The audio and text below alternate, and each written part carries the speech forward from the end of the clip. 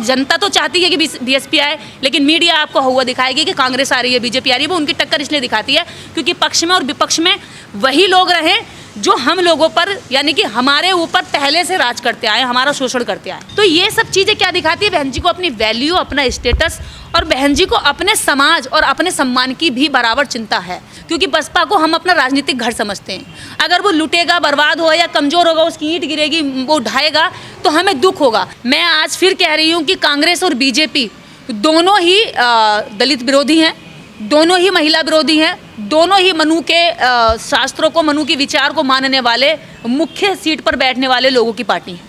चाहे आप कांग्रेस में चले जाएं, चाहे आप बीजेपी में चले जाएं। अभी जब आप कांग्रेस का हो चाहे बीजेपी का हो, जब आप सत्ता की बात करेंगे, बीजेपी की बात करेंगे, तो कांग्रेस वाले बड़े खुश होंगे कि आप बीजेपी को बुरा कह रहे हैं, और जब आप कांग्रेस को बुरा कहेंगे तो बीजेपी वाले खुश होंगे कि आप उसको कह रहे हैं। मतलब एक दूसरे के प्रतिरोध आप कहेंगे। लेकिन जब आप कहेंगे हमारे अधिकार कहाँ हैं, तो ना कांग्रेस आपको बर्दाश्त करेगी, ना आपको बीजेपी बर्दाश्त करेगी। जब आप कहेंगे हमारा शोषण क्यों हुआ धर्म के आधार पर, जब आप कहेंगे इस ब्राह्मणी व्यवस्था के खिलाफ हमारा शोषण क्यों हुआ, ये व्यवस्था में हम सताए गए थे, तभी तो बाबा साहब को ये काम करना पड़ा, मेहनत करनी पड़ी, अपमान झेलना पड़ा। बहन कुमारी मायावती जी को खुद अपमान झेलना पड़ा। उनको क्या क्या नहीं कहा गया समाज ने कि देखो चमारी जो है सीएम की कुर्सी पे बैठ गई, जिसको हम जूतों के नीचे रखते थे, जो हमारे खेतों में घास काटती थी। ऐसे ऐसे कयास, ऐसी ऐसी बातें, और खुले में कही गई ये बातें आज भी कहते हैं। तो ये सब क्या था, जब ये व्यवस्था थी तभी तो बहन जी को लड़ना पड़ा, वरना बहन जी को कह रहे हैं ना नई कांग्रेस है ना। कांग्रेस का नाम, कांग्रेस में क्या नयापन आया है मुझे ये समझ में नहीं आता। कांग्रेस में कभी कुछ भी नयापन नहीं आ सकता, क्योंकि उम्मीद उनसे की जा सकती है जिनके अंदर समानता का विचार हो। समानता का विचार वाले तो उनके भाई साहब जो शीर्ष पर बैठे हुए लोग हैं ना, वो समानता से तो इतने घबराते हैं, इतने डरते हैं, जैसे कि चूहा चूहे मार दवाई से डरता है। तो ये समानता से बहुत घबराने वाले लोग हैं। मध्य प्रदेश, राजस्थान या छत्तीसगढ़, तेलंगाना, बसपा को क्यों वोट दें वहाँ दलित? देखिए, बसपा को वोट देने का उनके पास एक पुराना एग्जाम्पल लिया जा सकता है, क्योंकि मध्य प्रदेश में बसपा की सरकार बनते बनते रह गई। और आज अगर वो देखें तो उत्तर प्रदेश के जो अंदर 4 बार उत्तर प्रदेश के लोगों ने बसपा के द्वारा सत्ता में आकर के जो राजनीति का सुख उठाया, जो लीडरशिप उभर कर आई, जो उनके अंदर जज्बा आया, जो जिनको लाठी के जोर पर जिनका जो है वोट भी छीन लिया जाता था और डालने नहीं दिया जाता था, ला तेरी पर्ची कहाँ हम डाल देंगे या क्या करके उनकी पर्ची में छीन लिया जाती थी, या घर में उन्हें बंधुआ मजदूर बनाकर रखा जाता था। वो लोग जब उनकी सत्ता आई तो जिन लोगों के मतलब गाली देकर बोलते थे, उन लोगों से फिर बच के चलने लगे। देखिए, कॉन्फिडेंस हाई होता है। भले ही एक गरीब व्यक्ति, एक आम व्यक्ति, उसका वो सत्ता में नहीं है, वो एमपी भी नहीं है, एमएलए भी नहीं है, मुख्यमंत्री भी नहीं है, लेकिन उसे एक डर था, दुश्मन के मन में एक डर था कि इनकी जाति का या इनके वर्ग का या दलित समाज की एक महिला मुख्यमंत्री बन के बैठी, इनको हाथ लगाने से पहले कई बार सोचना पड़ेगा। तो ये जो कॉन्फिडेंस उत्तर प्रदेश के लोगों ने उठाया, यही कॉन्फिडेंस, यही जज्बा, ये हिम्मत पाने के लिए झटपटा तो मध्य प्रदेश के लोगों के हाथों में भी है, उनके भी मन में। हमारी लगातार बात चल रही है, खूब कोशिश कर रहे हैं लोग। जो मुख्य मीडिया है वो बीजेपी कांग्रेस का पाला खेल रही है, लेकिन वहाँ की आम जनता बात करती है बीएसपी की, और फिर उठ करके नीचे से एक मुद्दा और आता है कि हाँ बीएसपी भी टक्कर में है। तो जनता तो चाहती है कि बीएसपी आए, लेकिन मीडिया आपको हुआ दिखाएगी कि कांग्रेस आ रही है, बीजेपी आ रही है। वो उनकी टक्कर इसलिए दिखाती है क्योंकि पक्ष में और विपक्ष में वही लोग रहे जो हम लोगों पर, यानी कि हमारे ऊपर पहले से राज करते आए, हमारा शोषण करते आए, हमारे शोषण की दास्तां खत्म नहीं करना चाहते। बहन जी मध्य प्रदेश में कांग्रेस पर बहुत हमलावर हो रही है। देखिए बहन जी कब नहीं रही कांग्रेस पे हमलावर, बहन जी हमेशा कांग्रेस पे हमलावर रही हैं, और बहन जी का कांग्रेस पे हमलावर रहना बात भी ठीक है, क्योंकि बहन जी का जो मजबूत वोटर है उसको, जैसे अब नई कांग्रेस बनी है, या हम गठबंधन कर रहे हैं, या हम रिजर्वेशन देंगे, या प्रमोशन में रिजर्वेशन देंगे, तो इस तरह के जुमलों के द्वारा कांग्रेस बहन जी के मजबूत जो वोटर हैं उनको अपनी तरफ ले जाने में सफल हो जाती है, जबकि बीजेपी नहीं होती, क्योंकि बीजेपी सामने से एक तीखा रवैया अपनाती है, जिसको उनका दलित वोटर जो बहुत अच्छे से पहचानता है और समझता है। वो कहता है कि मैं वोट खराब कर दूंगा, लेकिन बीजेपी में नहीं जाऊंगा। लेकिन गठबंधन में बड़ी आलोचना हो रही है कि बहन जी गठबंधन में नहीं दी, अब तो अखिलेश यादव गठबंधन हुए, वो भी नाराज से हो गए। देखिए बहन जी, मैंने आपने पहले भी एक बार इंटरव्यू लिया था इस विषय पे, मैंने तब भी कहा था कि एंड टाइम पर बहन जी कौन सा गेम पलटेंगी ये बहन जी ही जानती हैं, और बहन जी ने नहीं किया तो बहन जी ने भले ही वो दूरदर्शिता के मद्देनजर रखते हुए सोच लिया था कि क्या होने वाला है।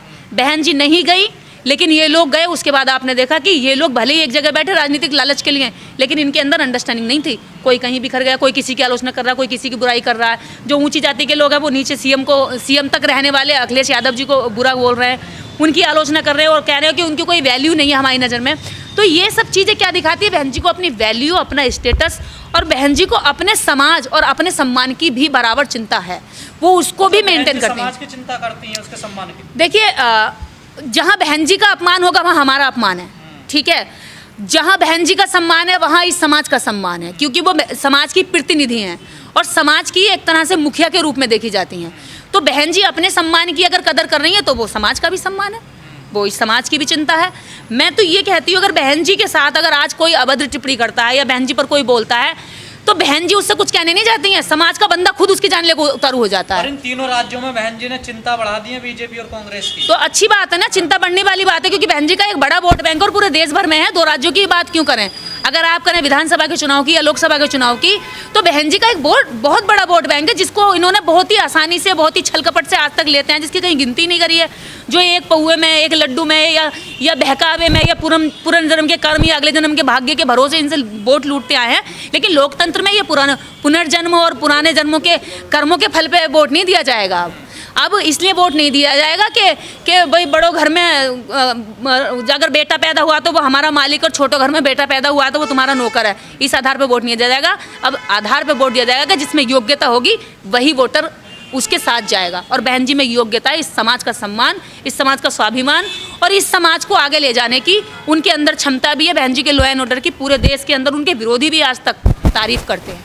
तो फिर आरोप कौन लगाता है बहन जी पर? आरोप देखिए, आरोप लगाने वाले, बहन जी को एक तरह से बदनाम करने वाले लोग हैं, वो तो बीजेपी कांग्रेस के वो लोग हैं या ऊंची जाति के वो लोग हैं।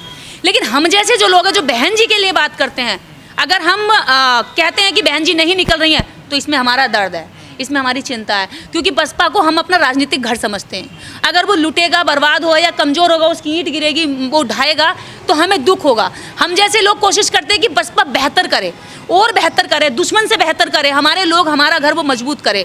लेकिन जब बहन जी काम नहीं करती हैं, हलचल नहीं करती, किसी तरह की कोई प्रतिक्रिया नहीं देखते हैं, तब हम लोग जैसे लोगों को कष्ट होता है। तब हम क्या शोर मचाते हैं, तो कहते हैं। और मुझे खुशी है कि हम जैसे लोगों के बोलने से, भले ही चंपट चिरकुटों ने हमारे लिए, जो मतलब जो उस टाइप के लोग होते हैं ना, चमचे टाइप के लोग, हमारी खूब आलोचना करी, हमारी खूब भद्द उड़ाई, लेकिन आज उनकी भद्द पिट रही है। उन्हें दिख रहा है कि जो बात हम कहते थे वो बात बहन जी कर रही हैं, कि बहन जी को निकलना पड़ेगा, चुनाव घर बैठ के नहीं जीता जाएगा। तो चमचे कहते थे नहीं हम बहुत है, बहन जी को निकलने की ज़रूरत ही नहीं है। लेकिन अब बहन जी को ये बात का एहसास है कि चुनाव में जीतने के लिए, टक्कर देने के लिए और दोबारा से ये बताने के लिए कि हम जिंदा हैं और जिंदा दिली हम में वापिस है, चिंतन हम में वापिस है, बहन जी ने ये काम करके दिखा रही हैं और इसके लिए हम लोग बहुत खुशी है। और सब लोग, हम लोग पूरा जोर लगा करके, इस बार ही नहीं, आज तक हम लोगों ने जितना भी चुनाव आया है, हर चुनाव में हमने यही कोशिश करी है कि बसपा के वोटर को बसपा की वैल्यू का समझ में आ जाए, क्योंकि उसके वोट को लेने वाले बाकी लोग लाठी के जोर पर उसे पहले वोट ले लेते हैं और बाद में पूरे 5 साल उसे लाठी के जोर पर धमका कर रखते हैं। उसकी बात कोई नहीं करता, उसके दर्द में कोई नहीं जाता, उसके दुख की कोई नहीं सुनता। लेकिन बसपा में जब ये अपनी सत्ता में आएंगे, बाबा साहब ने भी कहा था कि सभी तालों की चाबी जो है राजनीति से होती है, सभी समस्याओं का जो समाधान होगा तुम्हारा राजनीति से हो सकता है, लेकिन उसकी सामाजिक जो गति है वो रुकनी नहीं चाहिए। लेकिन हम बहन जी की एक चीज़ से ज़्यादा हम हमेशा खफा रहते हैं कि ना तो बहन जी की पार्टी की ओर से युवाओं पे काम किया जा रहा है, ना महिलाओं पे काम किया जा रहा। अब ये बात नहीं है कि महिलाएं केवल 4 दीवारी के अंदर है, पुरुष कहेगा वहीं पे वोट डाल देंगी। महिलाएं अब अपने आप से भी डिसीजन लेती हैं वोट कहाँ डालना है।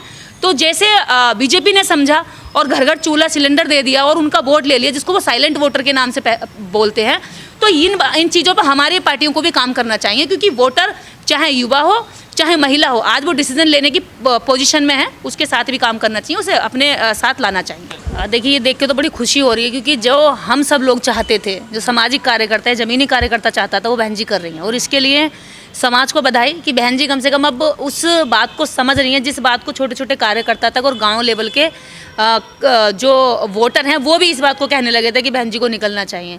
क्योंकि बहन जी से समाज को बहुत ज़्यादा उम्मीदें हैं। जो बहन जी ने समाज के लिए किया वो चाहता है समाज की आगे भी हो, उसकी इच्छा है कि इससे ज़्यादा हो, क्योंकि समाज ने जो पाया है वो एक अलग तरह का स्वाभिमान, उसके अंदर एक क्रेज़ है बसपा के लिए, बहन जी के लिए। क्योंकि बहन जी ने केवल उसका वोट ले करके उसे ठगा नहीं, उसको स्वाभिमान दिया, उसको सत्ता में आने का वो सुख दिया, उसको वो स्पेस दिया कि उसको लगा कि मैं चप्पल सिलने वाला भी, जूता बनाने वाला भी, रिक्शा चलाने वाला भी नेता बन सकता है। और जो उसके अंदर ये नेता बनने का जो गुण आया, जो अपनी बात रखने का स्वाभिमान और उसका जज्बा और जो कॉन्फिडेंस आया, ये बसपा की बदौलत आया। और वो अब चाहता है कि इसे आगे बढ़ाया जाए, और हम जैसे कार्यकर्ता यही तो चाहते थे जो बहन जी आज कर रहे हैं। लगता है बहन जी शांत नहीं बैठने वाली हैं। हम तो चाहते बहन जी शांत ना बैठे, बहन जी अभी एक्टिव हैं। जब 72 साल के नरेंद्र मोदी जो है संडे मंडे हर दिन काम कर सकते हैं, तो बहन जी भी काम कर सकती हैं। बहन जी अभी स्वस्थ हैं, बीमार नहीं हैं, अच्छी हैं और सोचती हैं, चिंतन करती हैं। वो आज भी इस उम्र में भी उनके अंदर चिंतन है, उनके अंदर विचार है, उनके अंदर करने का जज्बा है, तो ये हमारे लिए तो खुशी की बात है। मध्य प्रदेश जैसी जगह पर तमाम रैलियां करना, क्या लगता है आपको इस बार सरकार में हिस्सेदारी चाहती हैं बहन जी? देखिए बहन जी हिस्सेदारी चाहती हैं तभी शायद वो वहाँ पर हैं, और हिस्सेदारी के लिए ही व्यक्ति झटपटाता है। जब नहीं चाहिए होती है तो आराम करता है। और हम तो एक चीज़ और जोड़ना चाहेंगे इसमें कि बहन जी जो ये ज़मीन पर खुद उतरी हैं, अब अपने कार्यकर्ता और जो पदाधिकारी हैं बूथ लेवल तक की काम करने की ज़रूरत है। क्योंकि जब बीजेपी कर सकती है कि भैया मेरा बूथ सबसे मजबूत, तो बसपा क्यों नहीं कर सकती है? आज हमारी रैली में कितने लोग आ रहे हैं इससे तय नहीं हो रहा कि हमें वोट कितना मिलेगा। रैलियों में तो बहुत सारे लोग, रैलियों में बहुत सारे लोग आते हैं। आपने देखा होगा जब विधानसभा चुनाव यूपी में थे तो अखिलेश यादव की रैली में ज़्यादा लोग आते थे, लेकिन जीत कौन गई? बीजेपी जीत गई। तो कारण क्या है कि जो बहन जी का जो कट्टर वोटर है उसके साथ होता क्या धोखा होता है। उसका वोटर वो वोट भी देना चाहता है, वो रैली में भी आना चाहता है, वो बहन जी को सीएम पीएम भी देखना चाहता है, लेकिन वोटर लिस्ट में पूरी लिस्ट गायब कर देते हैं, पूरे मोहल्ले के लिस्ट नाम गायब हो जाते हैं, पूरे गांव के नाम गायब हो जाते हैं। तो मेरा बूथ सबसे मजबूत का मतलब यही है कि बूथ लेवल के कार्यकर्ता वोटर पर काम करें, एक एक वोट पर काम करें, और वही वोटर आपको सत्ता में लाएगा। तो रैलियाँ जितनी हो रही हैं उससे ज़्यादा ज़रूरत है कि ग्राउंड का काम किया जाए। लेकिन मध्य प्रदेश, राजस्थान, छत्तीसगढ़ में तो कांग्रेस बीजेपी की टक्कर है, तो आपको क्या लगता है बीएसपी का भी होना जरूरी है? देखिए कांग्रेस बीजेपी की टक्कर तो इस देश के अंदर हमेशा रहेगी। तो इसका मतलब ये है कि जो बहुजनों की पार्टी वो दम तोड़ दें। बहुजनों को नहीं क्या उद्धार नहीं कर सकते? अगर कांग्रेस बीजेपी बहुजनों को उद्धार कर रही होती तो मान्यवर कांशीराम साहब क्यों बसपा बनाते? बाबा साहब डॉक्टर अम्बेडकर रिपब्लिकन पार्टी क्यों बनाते? कांग्रेस तो तब भी थी जब बाबा साहब ने अपनी पार्टी बनाई, उससे चुनाव लड़ा और बाबा साहब के खिलाफ चुनाव में उनके ही दूध वाले को उतार करके उन्हें हराने का काम किया। तो अगर कांग्रेस अम्बेडकराइट विचारधारा या बाबा साहब की हितैषी होती, या उनके समाज की या उनके उद्देश्य की हितैषी होती, या उनके विचारों का सम्मान कर रही होती, तो बाबा साहब को लड़ना ही नहीं पड़ता, बहुत आसानी से सब कुछ हो गया होता। आज बाबा साहब को अगर किसी बदनामी का शिकार होना पड़ रहा है या उनके काम को दबाने का कोई षड्यंत्र रचा है, तो वो सबसे पहले कांग्रेस ने ही रचा, बीजेपी बाद में आई है। पर कांग्रेस तो अब कह रही है ना, देखिए राहुल गांधी हिस्सेदारी देंगे सब। देखिए कहने से और करने से दोनों में अंतर होता है।